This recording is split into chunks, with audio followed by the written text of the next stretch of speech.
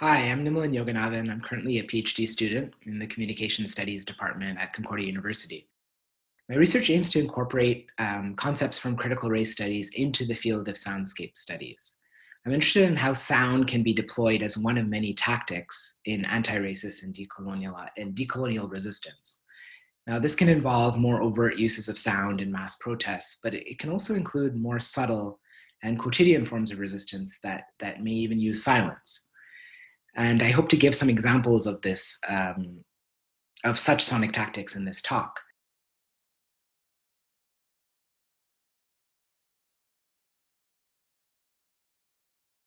Now, what brought me to this field of research interest was specifically because I found that, I have a background in electroacoustic music and media studies and soundscape studies. But what I found was that in a lot of the literature I would read, there was often a failure to include the perspectives of Black, Indigenous, and people of color, and especially how sound affects people's daily lives in different ways based on their own identities and lived experiences. And I found that often in the compositional work I listened to, and also in my own practice when I would go out field recording and listening to soundscapes, I found that not a lot of work had a kind of political aspect to it, and also talked about how soundscapes are often, I guess, convey a lot of information about identity, about social justice issues, and such. And so what I wanted to do with my research is to kind of have an intervention within the field and push scholars in the field to kind of broaden their scope of research.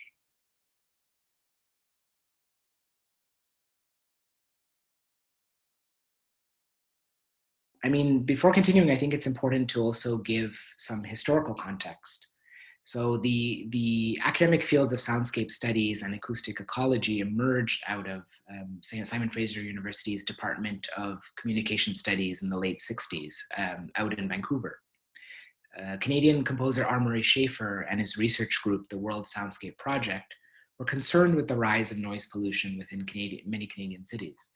The acoustic ecology research that they did, and the research that many soundscape scholars are doing now, examines how sound mediates and provides critical information about the relationships between humans and their everyday environments. The present canon of academic literature on soundscape studies, including the work of original World Soundscape Project members such as Hildegard Westerkamp and Barry Truax, underlines the importance of listening critically to our everyday environments.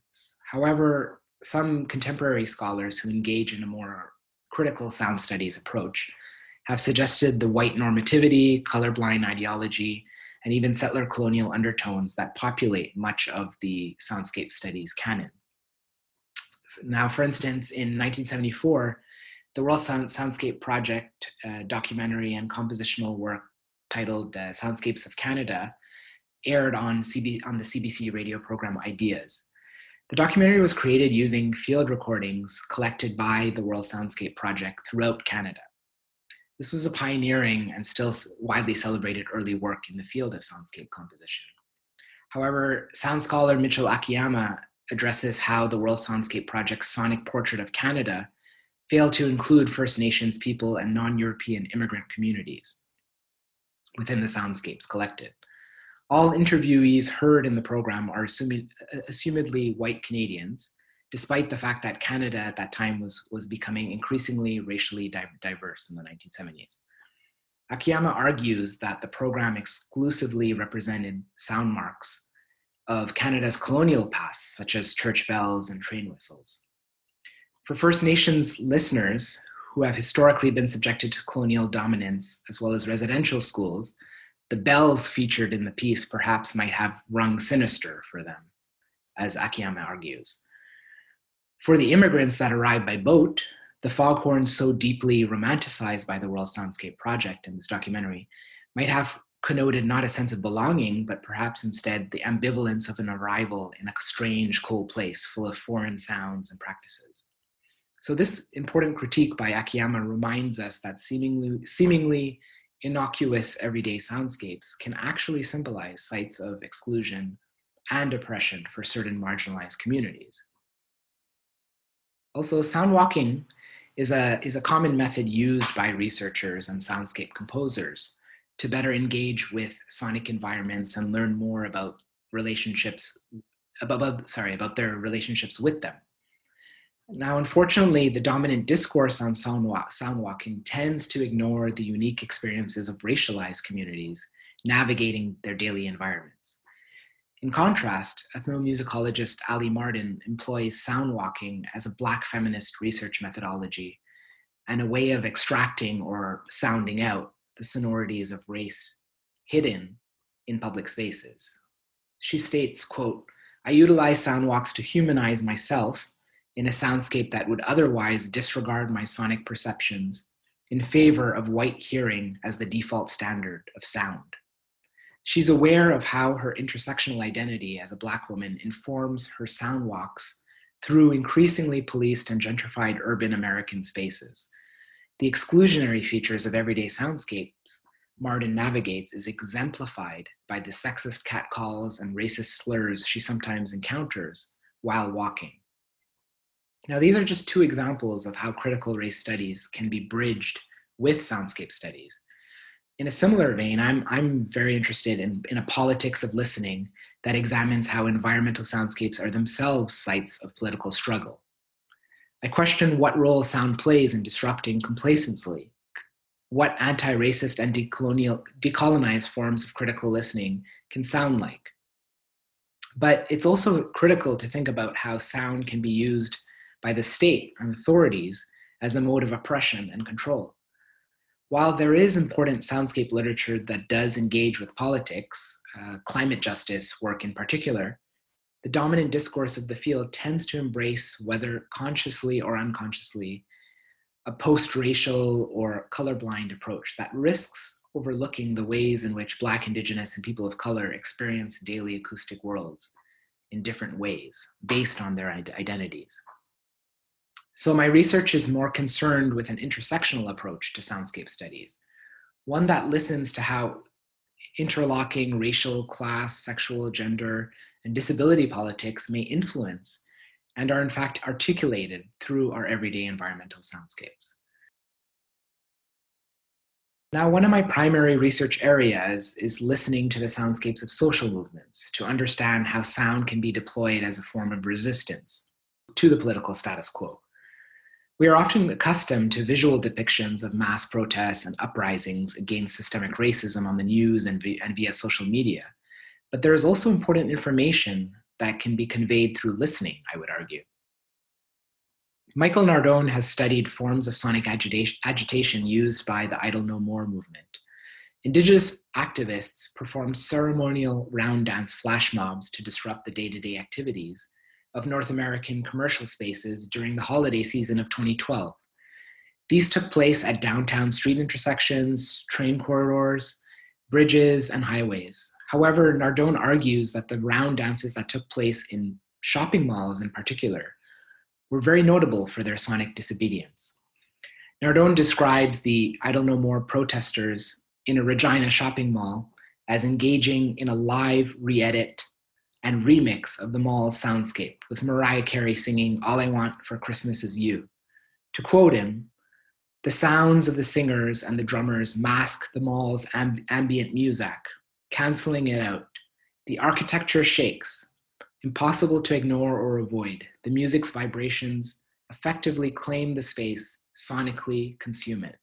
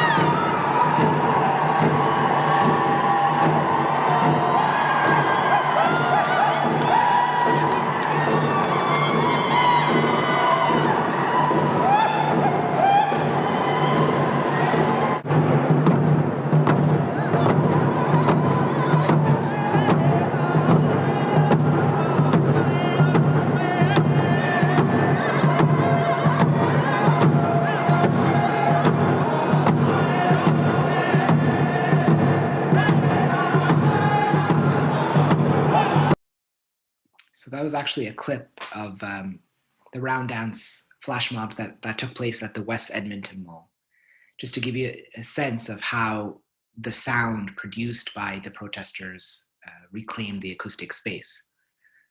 So these Idle No More protests specifically targeted then Prime Minister Stephen Harper's policies that supported resource extraction industries and Bill C-45 that would erode treaty and Indigenous land rights.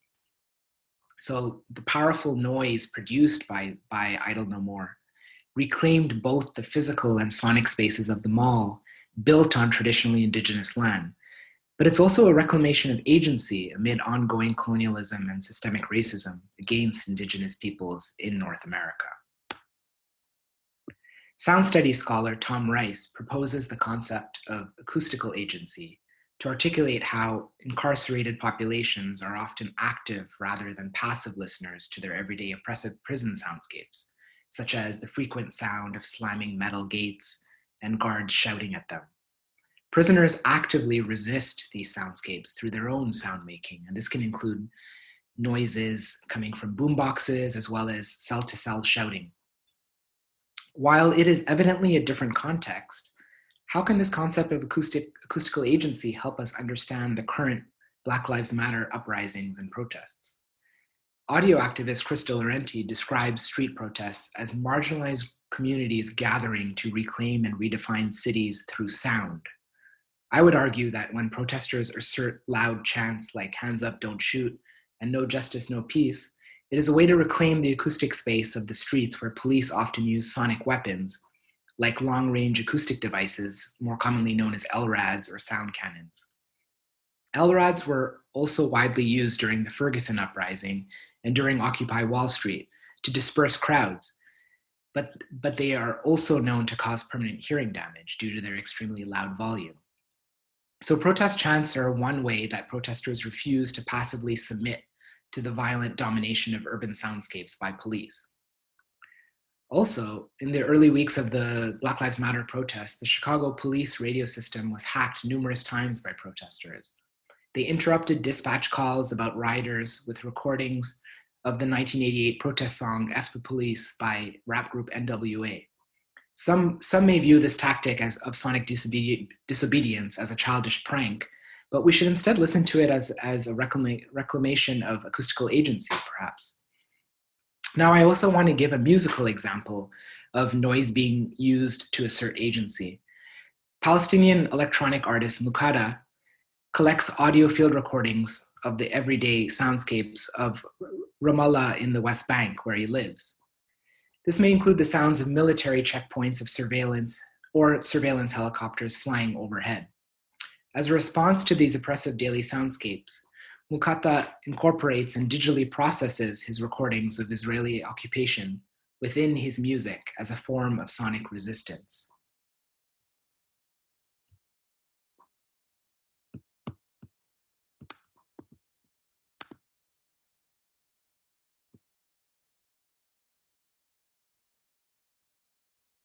A very direct influence, you know.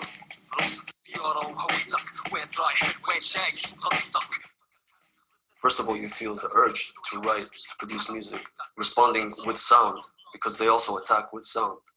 And sound meaning psychological warfare, as well as sonic weapons that they use. For example, when they go faster than the speed of sound with their F-16s, that creates a very huge sound, which is a sonic boom. And it sounds like they actually bombed. So that's psychologically, you know, creates this effect that we don't know where they bombed. My sound is also a response to that. And that's the reason why I make harsh sounds and I distort my sounds, and my sounds are very glitchy and very noisy. And how does it logistically and practically affect how you make music? Living in Ramallah, it's isolated and it's divided or separated from the other cities. That makes it difficult for the scene to flourish and grow. And for collaborations, it's hard for the audience that, for example, would want to come to one of my shows. It's difficult for them to come. Even if they're able to make it, probably at night the checkpoint might close. Every road between one city and the other in the West Bank, which is supposedly Palestinian control, are Israeli control. They control what goes in, what goes out. And there are many people in other cities and other places that I would love to collaborate with. And we kind of do, but I mean, a lot of the time you see people collaborating over the internet. even though they're like a few miles away or a few kilometers away. You'll be under curfew, you're not allowed to leave your house, you can't even look out your window because there's armed soldiers, Israeli soldiers that might shoot you if you just peek out the window. Tell me about your influences. Lots of different kinds of music, hip-hop music to experimental, electronic, glit.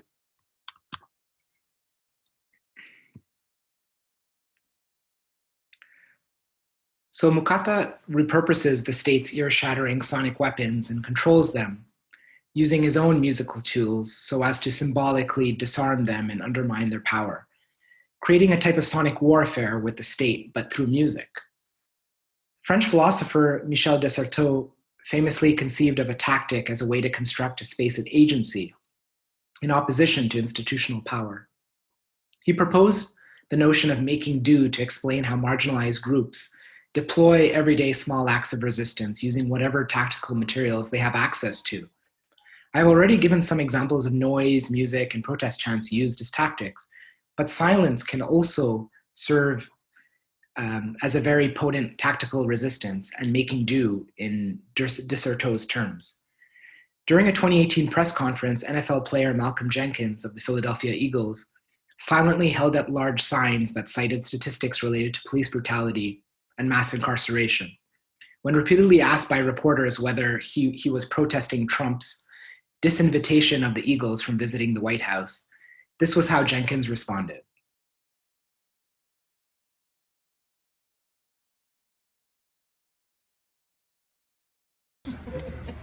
You can't stick it. Malcolm, Are you surprised that you guys eventually decided not to go to the White House? What aren't we listening to?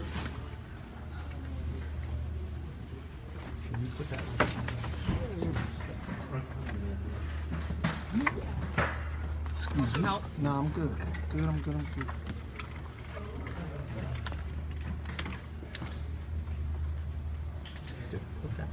Malcolm, is it?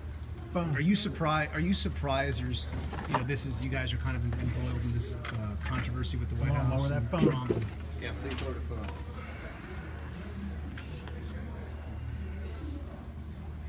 Are you not going to say anything today, or just going to use these posters? Did you hold it up again? We couldn't see it. What aren't we listening to?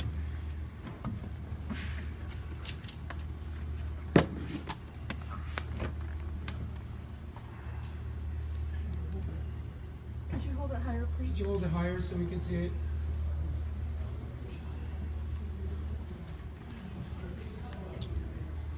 What does it have to do with not going to the White House yesterday?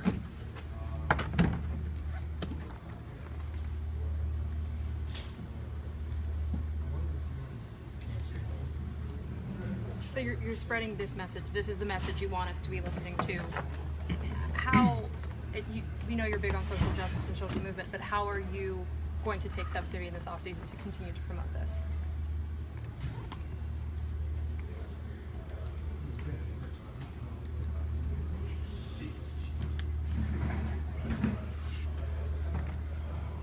Do you feel it was fair for the president to cancel the White House trip, even though a large majority of players were not planning on attending?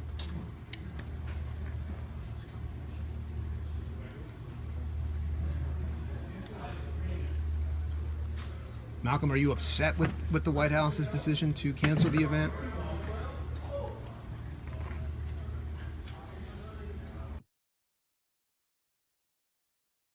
Now, what is most powerful about this gesture of resistance is that the reporters had no idea how to respond to silence.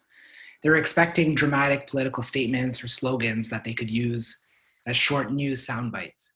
But Jenkins was in fact pushing them to become uncomfortable and think deeply about the disturbing statistics on racism he was showing them. The silence in this case does so much political work here.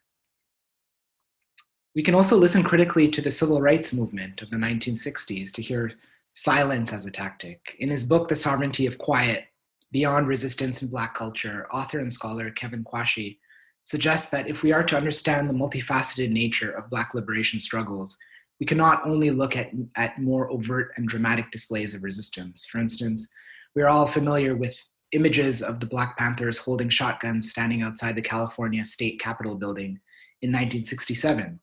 But we need to study the silence and interiority of deeply personal gestures of resistance too, to get a better understanding. Quashie gives the striking example of Black freedom rider activists sitting at white-only lunch counters in the American South, silently reading books and refusing to engage with and submit to the dehumanizing stares of the white waitresses in front of them. A quiet intensity can also be heard in the police mugshots of Black civil rights protesters who subtly smiled and grinned in defiance when their pictures were being taken. Therefore, agency is asserted via a silent performativity, only using gestures of the body rather than the voice. Now, I want to end with some thoughts on how soundscapes are linked to the current pandemic as well. At the onset of the COVID lockdowns in March, numerous acoustic ecologists and soundscape composers publicly embraced the supposed return of silence to our previously noisy urban spaces. Researchers and sound artists collected field recordings of COVID soundscapes and suggested that the ability to hear wildlife, like bird calls, more clearly now because of the reduction in urban din, was indicative of perhaps healthier and more high definition, blissfully quiet and clear environmental soundscapes. In reality though, I and I'm sure many others would argue that cities were not all that silent. There were the hidden soundscapes of police in Toronto and Montreal ticketing and harassing Black, Indigenous, and homeless people at disproportionate rates for allegedly violating social distancing directives. There was also the soundscapes of hospital wards and of racialized essential workers forced to commute to work on subways and buses. So this is another reminder of how we experience and interpret sonic environments differently based on our identities and socioeconomic privileges. A 2018 study by Chakravartty, Kuo, Grubbs, and McIlwain that looked at article authorship and journal citations between 1990 and 2016 found that the field of communication studies remains, for the most part, a space where whiteness is predominant. This is likely true for soundscape studies as well, which is a subfield of communication studies. So I hope sound studies and communication studies scholars can take some of the ideas I've discussed here and apply it to support or develop their own critical and intersectional listening modes and research methods. In terms of smaller changes that people can make on an individual level, I hope we can all pay more attention to our acoustic world, not just in terms of the threats of noise pollution and climate change, but also listen to social justice movements that are, of course, often interconnected with climate justice struggles.